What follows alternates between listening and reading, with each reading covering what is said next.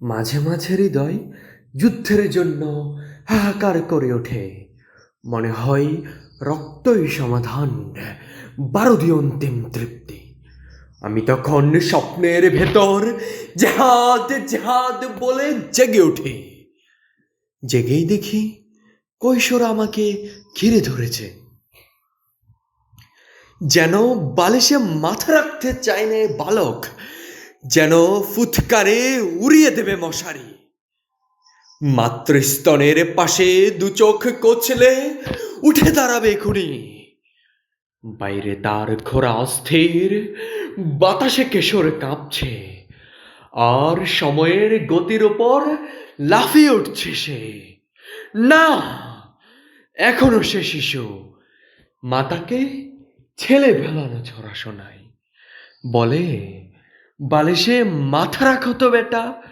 শোনো, বখতিয়ারের ঘোড়া আসছে, আসছে আমাদের 17 সোয়ারি, হাতে নাগা তলোয়ার। মায়ের ছড়া গানে কৌতূহলী কান পাতে বালিশে, নিজের দিলের শব্দ বালিশের সিনার ভেতর। সে ভাবে সে শুনতে পাচ্ছে ঘোর দোর। বলে, কে মা বখতিয়ার? আমি বখতিয়ারের ঘোড়া দেখব। মা পাখা ঘোরাতে ঘোরাতে হাসেন। আল্লাহর সেফাই তিনি, দুঃখীদের রাজা।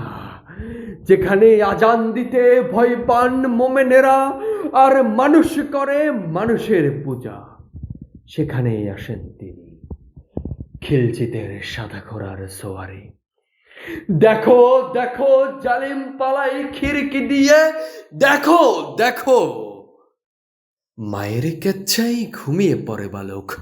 তুলোর ভেতর অশ্বক্ষুরের শব্দে স্বপ্ন তার নিশে নড়ায়।